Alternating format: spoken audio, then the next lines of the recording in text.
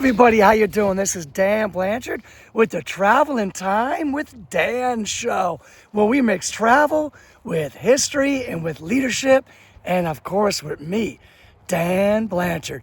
Today, I am at the last New England vampire panic.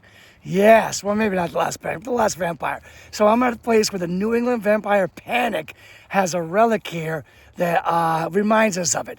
This is where we're going to mix fear with science and culture colliding with American history. I am at the Chestnut Hill Baptist Church Cemetery in Exeter, Rhode Island, with the case of Mercy Brown. Now, Exeter, even that sounds like kind of a little scary and vampire-ish. So let me talk a little bit about science and folklore and all that other stuff back in those days. All right, let's talk about invisible threats. When there were invisible threats, people didn't really know what to do. All right, and sometimes those invisible threats spread through families, and families died, right? And there was like this illusion of a curse, all right? So then they kind of like threw in the whole vampire thing, all right? So this is what happened to Mercy Brown. Her mother Mary died, her big sister Mary died. Eventually her brother will die, and she will die too. But in her family, everybody's getting sick, and they're getting weak, right? And they're turning like white, like their blood's being drained out of them.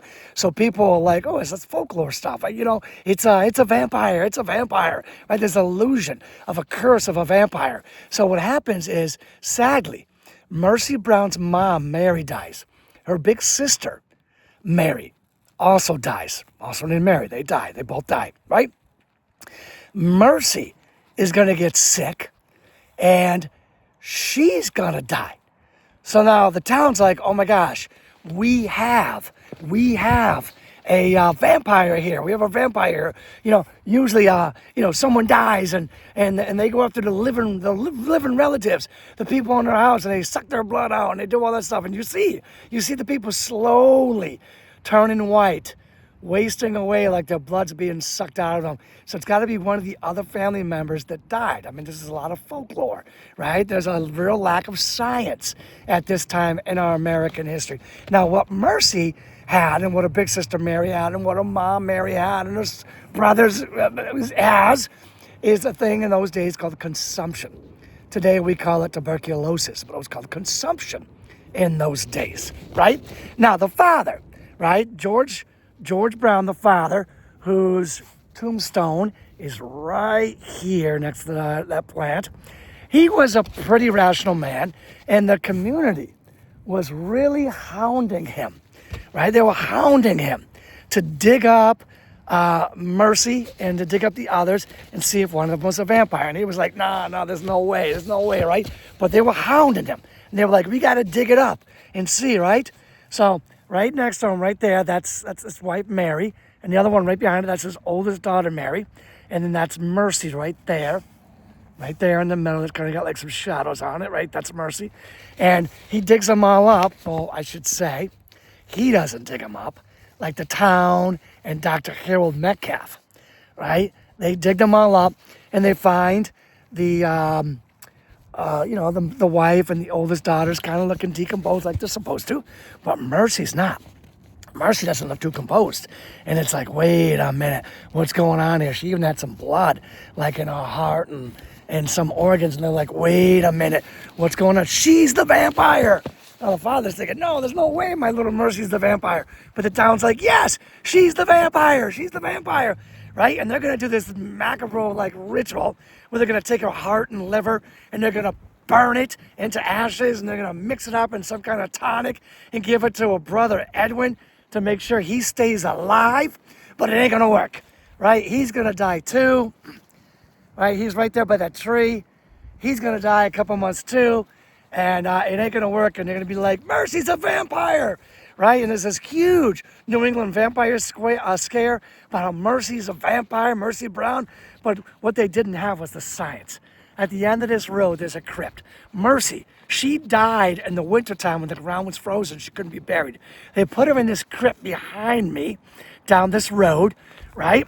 And when they were exhuming the bodies, right, the cold weather preserved her body. That's why she wasn't as decomposed. I mean, today we know that. We know that about science, right? And that makes sense to us.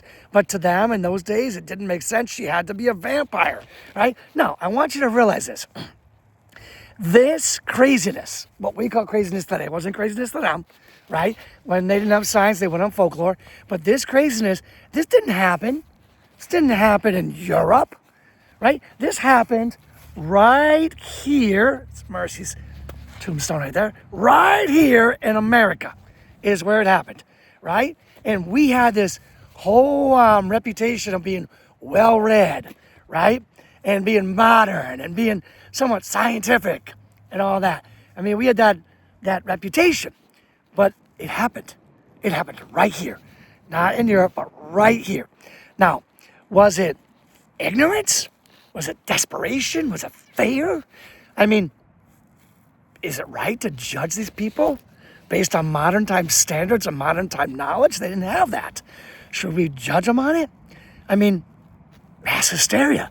Heck, when we have mass hysteria today, things go wrong, go dreadfully wrong. I mean, this kind of reminds me of the Salem Witch Trials, the mass hysteria there, the huge leadership failures there, right?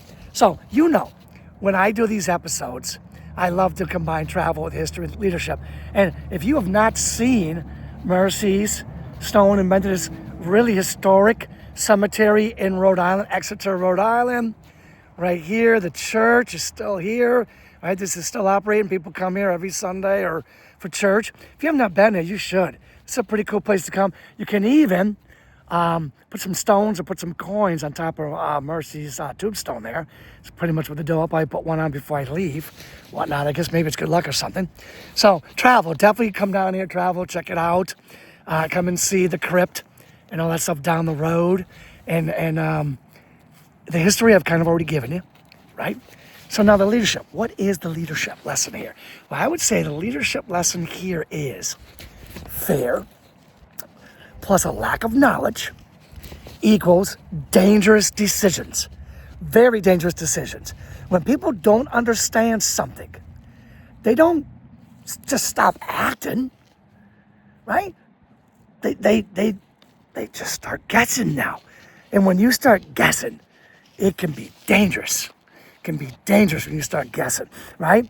You got to fight the fear, right? You got to make sure you're knowledgeable of what's going on and then make the best decisions you can.